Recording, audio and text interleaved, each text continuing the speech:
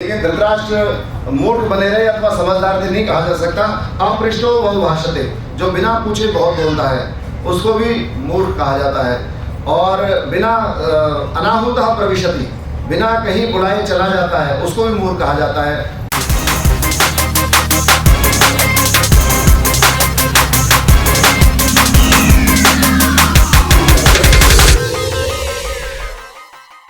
नमस्कार, आप देख रहे हैं रिपोर्टर भारत। मैं हूं आपके साथ कृतिका दुआ। अगर आपने अभी तक हमारे चैनल को सब्सक्राइब नहीं किया है तो सबसे पहले चैनल को सब्सक्राइब करें ताकि आप किसी भी अपडेट से चूके नहीं।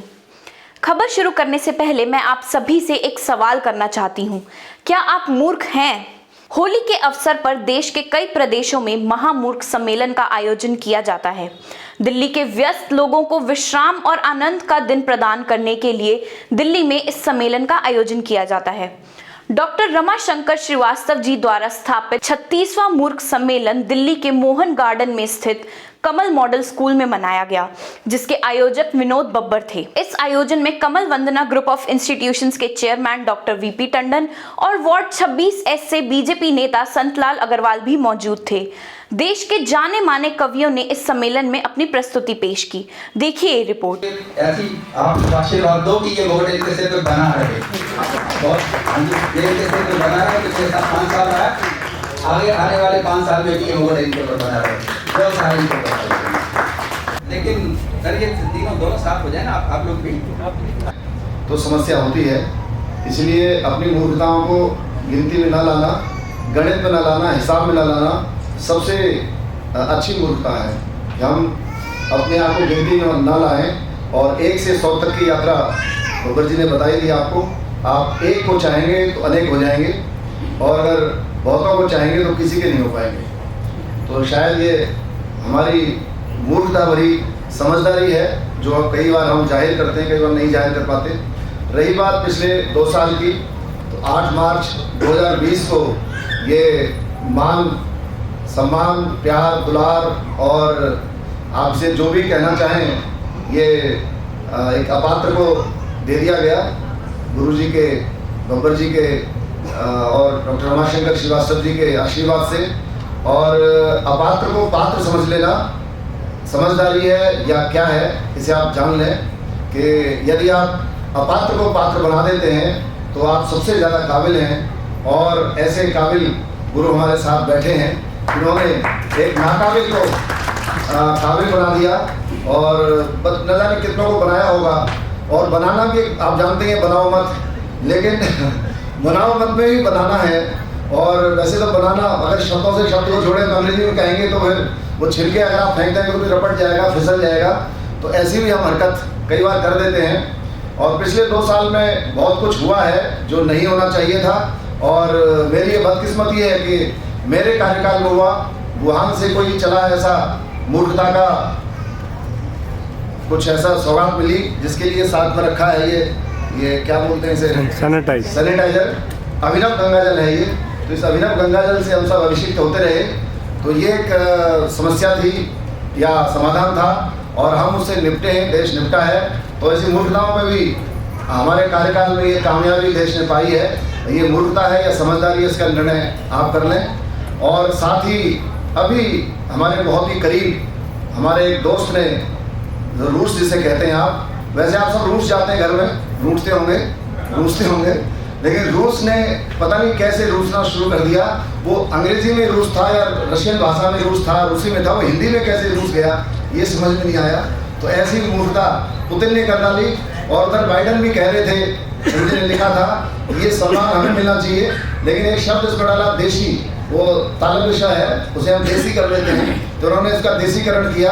और अगला कार्यकाल सुभाष चंद्र जी को ये देने जा रहे हैं, बड़े व्यंग्यकार हैं। और उन्होंने देश की व्यंग्य की धारा को और मूर्खताओं को बहुत अच्छी तरह पहचाना। उनकी किताब मैं अभी देख रहा था तो उसके अंदर बहुत से ऐसे चरित्र हैं जिनको आप तमाम काबिल और नाकाबिल के दौर में आप जान सकते हैं। तो ऐसी मुझे अधिक शायद आपके और नए कार्यकाल के बीच में नहीं रहना चाहिए, क्योंकि सरकारें जब बदलती हैं, अध्यक्षताएं बदलती हैं, पगड़ियाँ बदलती हैं और तबादला ख्याल होता है या तबादला कोई और चीज़ हो, तो जो भी पावर ऑफ जो हमारी जो गवर्नेंस है अगर वो बदली जाती है उसमें ज़्यादा देर नहीं करनी चाहिए।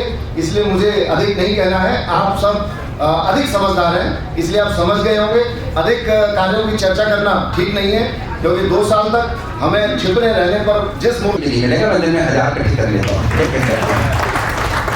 इसलिए समझदारी जो दिखाते हैं वो घाटे में रहते हैं, और वो समझदारी नहीं दिखाता।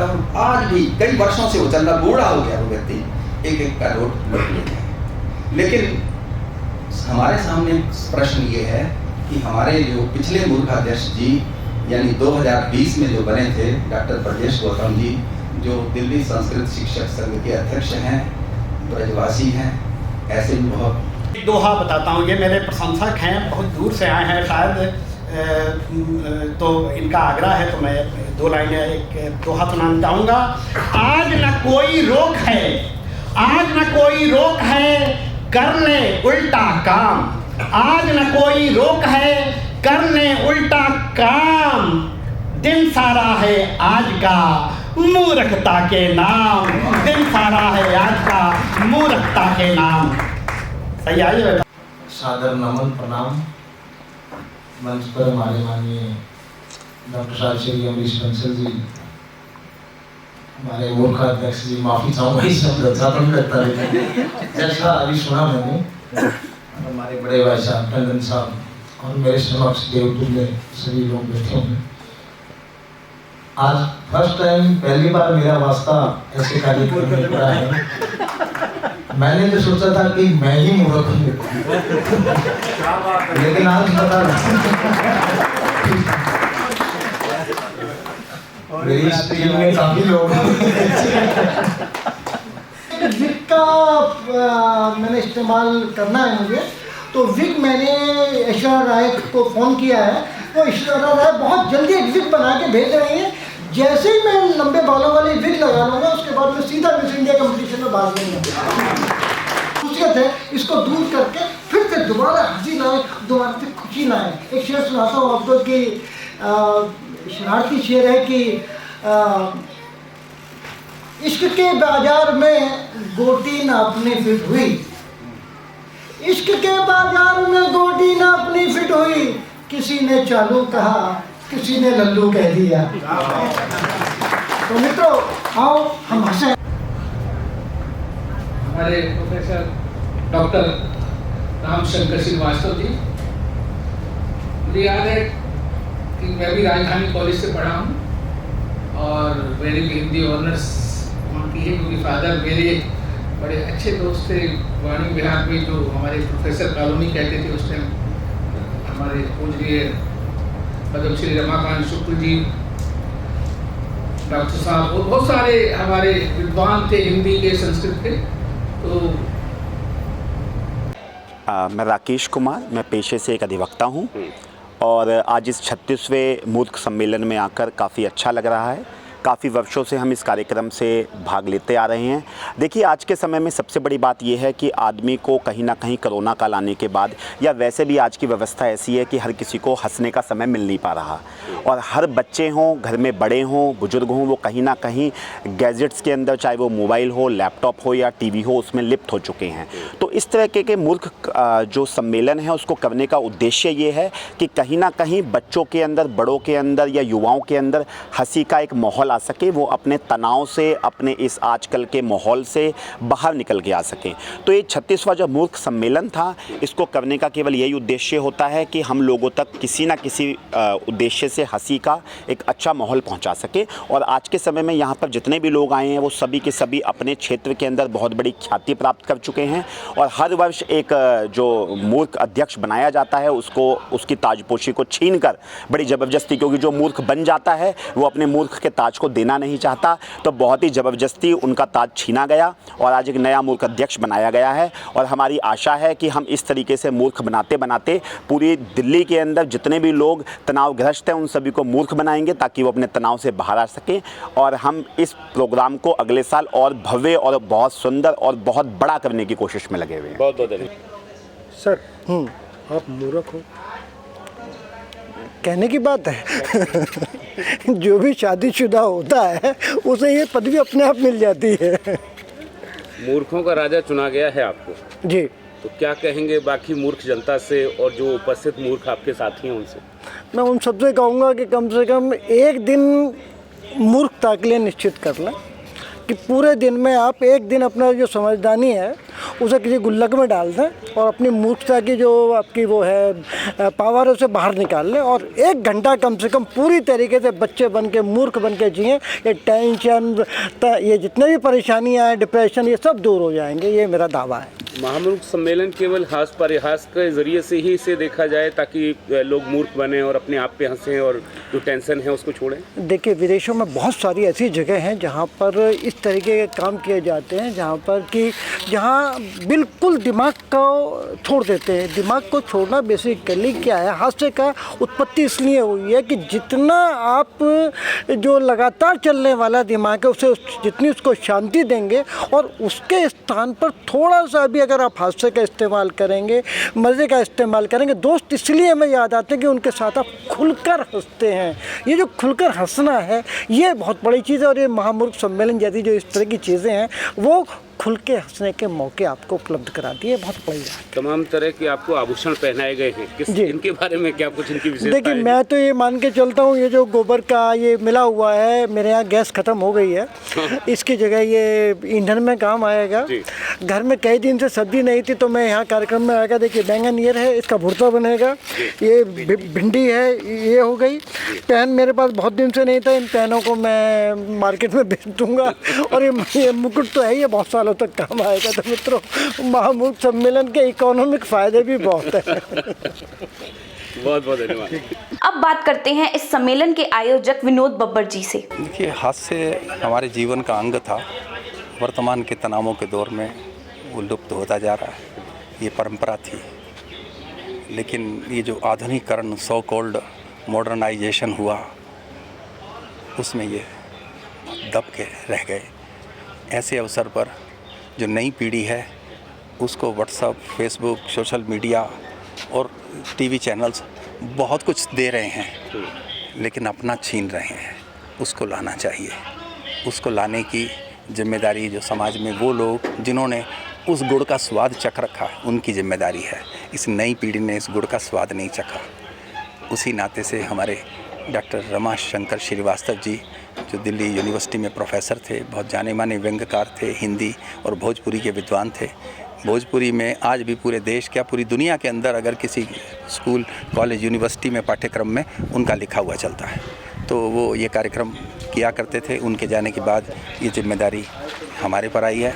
आज हम उसी को आगे बढ़ा रहे हैं और मुझे इस बात की बहुत खुशी है कि जब बहुत सारे टीवी चैनल्स, बहुत सारे चैनल्स अब संस्कृति फैला रहे हैं, आप इस मूर्ख सम्मेलन को, इस हादसे के इस अवसर को कवरेज देने के लिए आए हो। मैं आपका भी अभिनंदन करता हूँ।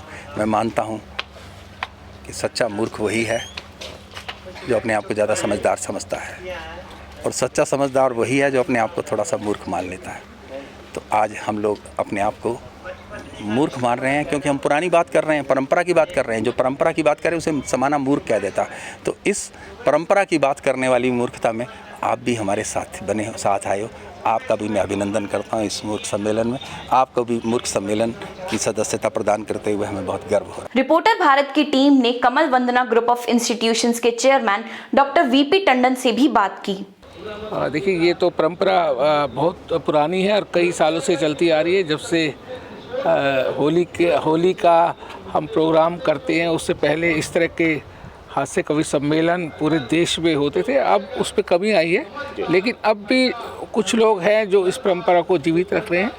और आज महात्मा गांधी सभागार में, कमल मॉडल स्कूल में जो ये प्रोग्राम चल रहा है, इसमें बहुत देश देश के कोने से कवि आए हैं जो अपने हास्य कविताओं से हमारे श्रोताओं का मनोरंजन करेंगे।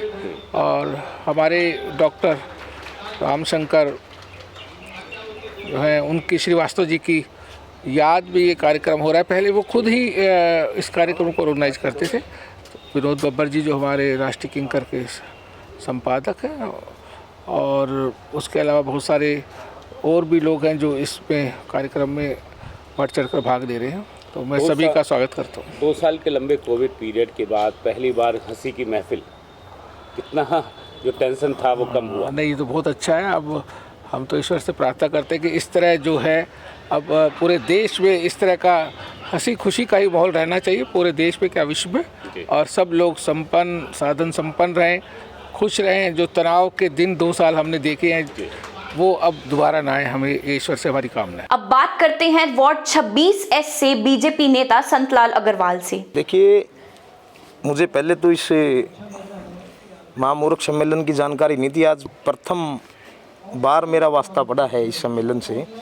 आज हमारे माननीय डॉक्टर अमरीश सिंह बंसल जी का फ़ोन आया तो मैंने कहा मैं गुरुजी आपके आदेशानुसार ज़रूर पहुंचूंगा। आज यहाँ पर पहुँचे आया तो बड़ा अच्छा कार्यक्रम मेरे को ये लगा जी। ये संस्कृति का अपने का हिस्सा है, भारत की संस्कृति का हिस्सा। ये ऐसे ऐसे सम्मेलन हमारे समाज में होने चाहिए, इन चीज़ों को बढ़ावा मिलना चाहिए। देखिए, ये सम्मेलन, इससे सबसे बड़ी बात है कि तनाव मुक्त करता है जीवन को।